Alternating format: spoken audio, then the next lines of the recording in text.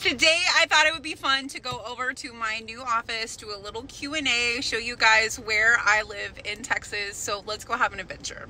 For those of you who have been here for a while, you know that this has been the culmination of 5 years of such hard work since my cookbook debuted. And I am so grateful to finally have a dedicated studio to develop the free cooking website and create in a designated space without the distractions that home life with children can bring.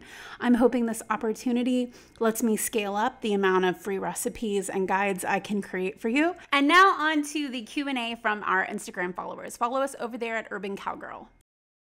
First Q&A question, how did I start cooking? So my family is a family of two things, music and food. I grew up in a musical family. My dad was a rock star when I was a kid. So from about when I was 4 until I was about 5 years old, I was mostly raised by my grandparents. It's not that my parents weren't around, it's just that they were really busy. So I feel like I spent a lot of time with my grandparents. They had 2 restaurants. They had the PK Grill. This was all in Denton, Texas, because that's where we're from. And then they had something called the Builder's Supply Cafe, because my family were builders and they owned the wood yard.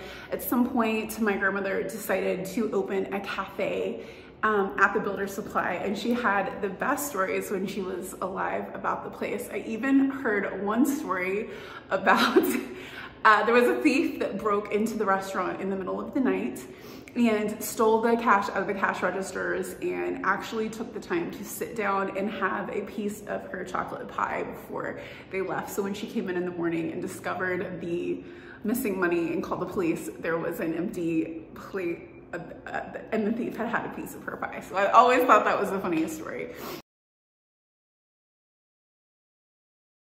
I went to culinary school when I was 24. I went to Scottsdale Culinary Institute in Scottsdale, Arizona. I just married my husband, and so I went like the traditional route. Then I started working in hotels. I was really eager to get back to Texas, too eager, because I don't think I explored Arizona and gave it the time that it should have had, because I was so upset about being away from my family. So as soon as I could get back to Texas, as soon as Jarrett got out of the Air Force, I did, and we moved to San Antonio because that's where he could get a job. I got a job on the Riverwalk. That was my first job as a chef, and it just kind of grew from there. So I actually always knew from about the second class in culinary school that I was going to train to become a private chef. Why? Because they make all the money, because they make their own schedules, and I knew that I was smart and capable enough to act that professional. One of the misconceptions about private chefs or personal chefs is that everyone who has them is just super rich. That's really not the case.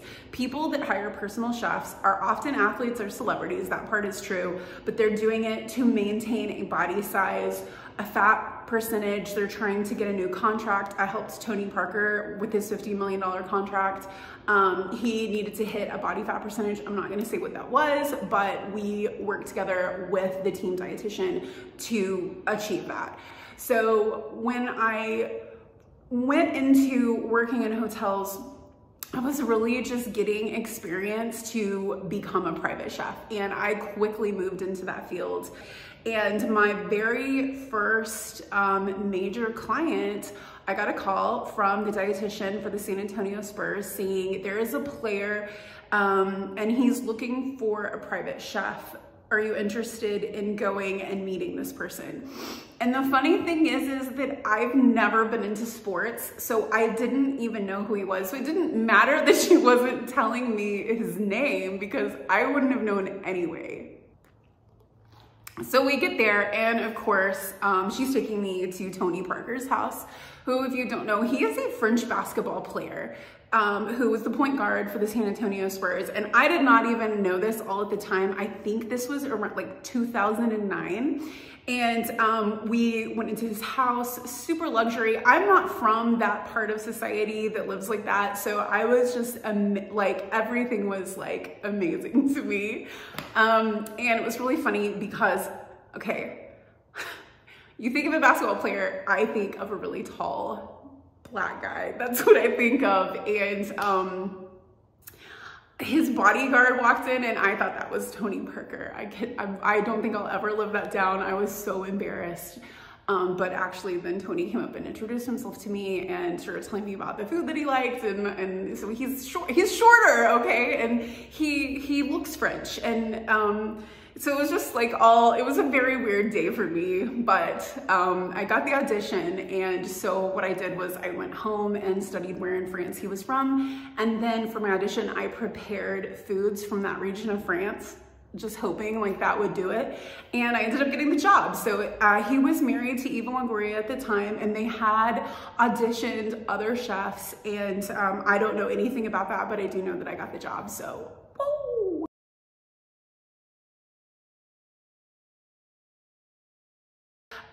So I was nominated for Personal Chef of the Year by an organization that isn't around anymore, and that got me kind of an introduction into the Chef's Move to Schools program that the White House was doing at the time. This was President Obama and Michelle Obama, obviously our First Lady, and they invited all these amazing chefs to the White House, and I got to be one of them. It was crazy.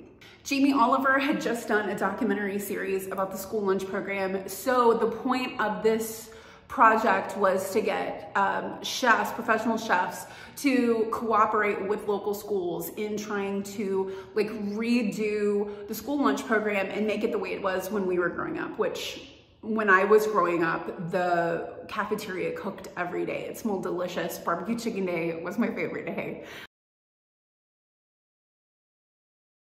So after my dad was not a rock star anymore and he just sort of became a real guy, he was into computer game programming and had his own company with another investor. And they just fed me video games so that I would give them feedback. So one of my probably biggest hobbies, I don't lie about it, I talk about it on Instagram all the time, is playing video games. I play video games like a teenage boy, okay? My favorite video game I'm playing right now is Hogwarts Legacy. I would say my favorite video game of all time is a GameCube game called Eternal Darkness. I would say my other hobby, it's not really a hobby, it's just a career builder, is I go to Mexico and study cooking a lot.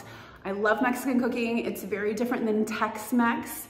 And that's something that I've begun exploring just because I really have a heart for the Yucatan and the people there. I really wanted to move there actually, and I had plans to.